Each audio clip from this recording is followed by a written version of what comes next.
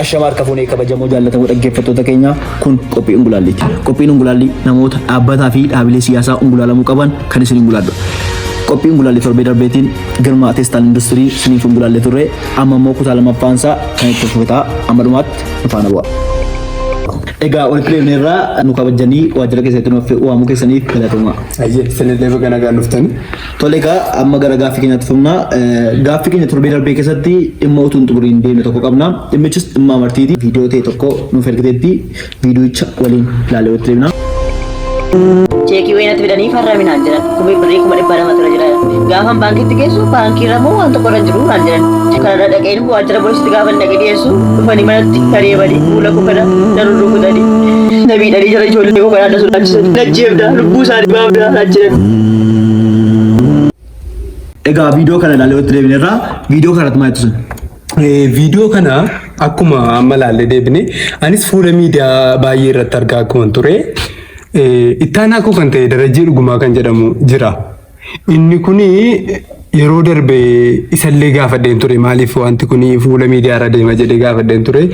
Innis hojiin kuni akka dirjitiin kun gara teellaatti harkifataa jiru kan godhaa jiru tokko namicha kanaaf immoo xalayyaan barraa'ee ergameeraa fi kana qofa miti mana murtiitti illee deemnee hanga kasasuutti deemneerra. Viidiyoo kana irratti immoo akkuma isheen argite mucaan kun baay'ee miidhamteetti. Isa kanaaf immoo erga miidhaan kun ishee irra ga'ee isheen illee akka isheen namicha kana kasasuu dandeessu waraqaa barreessinee ergineerraaf. Tole akkas jechuun Darajjee Dhugumaa nama jedhamu kanatu raawwate malee dhaabbati keenya kuni kana keessaa quban qabu jedhaartu. Garuu immoo amartiin mana obbo Darajjeetii hojjettu osoo hin taane Girmaa teestaan industirii kana keessaa hojjetti.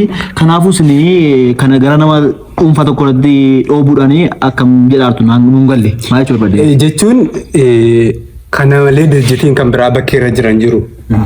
Isa kana hordofuudhaaf natti xiqqoo waan ulfaatuu fi ittaanaa koo ta'ee akka inni hojjetuu fi isatti gahee dabarsee kenneera. Inni immoo hojii kana duratti fuudhee naa deemaa jira otoo hin taane gara boodaatti harkifatee ijoollee irra miidhaan akka ga'anii waan tokko badiin tokko jira kana malee keessallee badiin jira.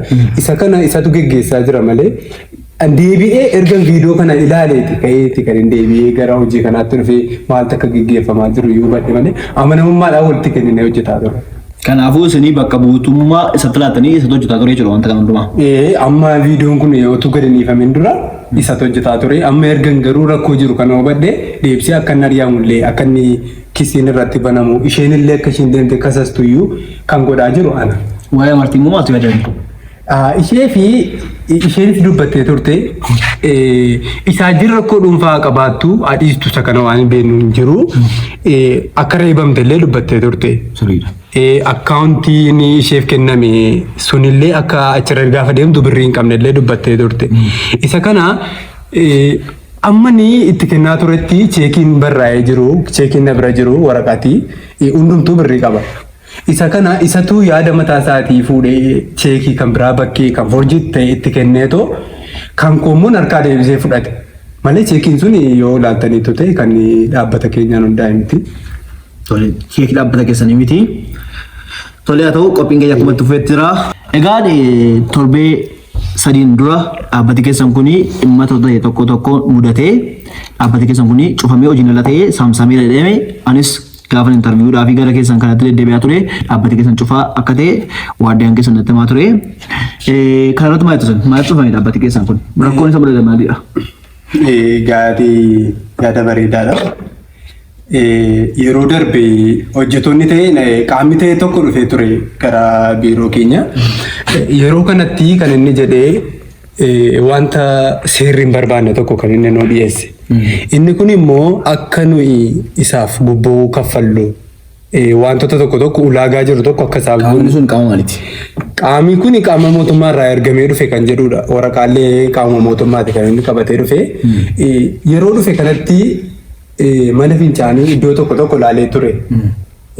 Kun immoo dhugaadha qulqullina qabu ture yeroo sanatti. Jennaan isa kana nuu furuudhaaf jecha karaa seeraatiin otoo hin taane karaa yaada dhuunfaatiin gara gubboo kaffaluutiin gara ulaagaalee tokko tokkootiin kan inni nutti dhufe. Isa kana immoo nuyi seera irratti hundoofnee waan deemnuu fi hojiin keenya kun qaama seeraa waan deemaa jiruu fi isa kana irratti walii galuu hin dandeenye qaama kanaa jiru. Aangoonis waan isaan harka jiruu fi bakki hojii kun yeroodhaaf akka cufamu godhameera. Banuudhaaf illee yaalii tokko tokkorra jira. Amma yeroo dhiyootti hin banama inni yaadna. Kanaafuu dhaabbata mootummaarra kan ta'e qaama mootummaatu dhufee isinirratti dhufe jechuudha. Barbaachuu fi waraqaa isaan qabatanii deemanii qaama mootummaati. Garuu yaadi sammuu isaanii keessa jiru isa kanan turre. Yaada biraadhaan kan isaan dhufanii akkuma ta'etti immoo deebisneerra. Kanaafuu waajjira keessan sirratti dhufan jechuudha. Kanuma seeraan ala ta'een jechuudha. Kanas gara dhaabbata mootummaa inni gaafannee dhimmicha qulqulleeffachuuf yaalla. Egaa kana malees immoo ji'a sadiif ergan dhufee deebi'ee jechuudha. Ji'a sadiin dura wal agarree turre.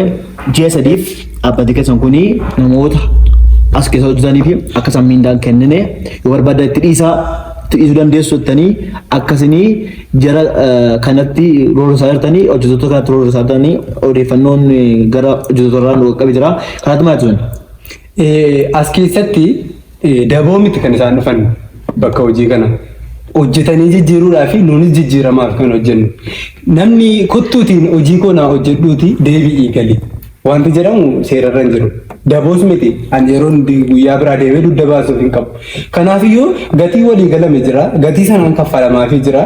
Namni dhufee utuu kaffaltii hin qabu ta'e utuu itti argataa hin jiran ta'e namni dhufee cajjadee bakka hojii kootii dhufee naa olee galu hin jiru. Isaanis yaada biraa yoo qabaatan malee anaanis fayyadamoo godhanii ofiillee fayyadamoo ta'anii kan isaan deemaa jiran. Kanaafuu miindaanii ji'a sadii fi kaffalamee dhabdu.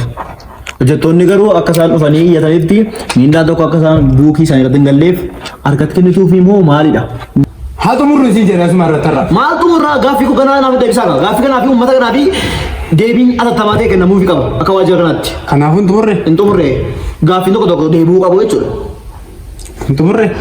Xumurre. Ifu bika. Jechuun deebiin atattamaa ta'e kanaa hojjettootaaf kenname. Deebiin kana deemtu korra. Kaibe cufaati nara dabala hotu fuudhi nara baasika. Maal jechuudha? Injiri akka nama leessa.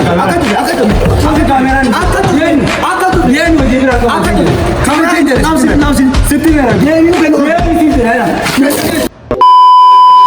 Egaan gaaffii gaafannee fi deebiin akkasii nu kennamee jira. Reebamnee dhidhiitamnee kaameraan keenyas miidhamee jira.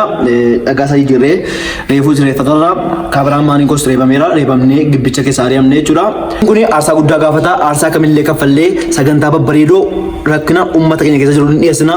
Dhumaatti nu faana turuu keessaniif galatoomaa. Horaa bulaa.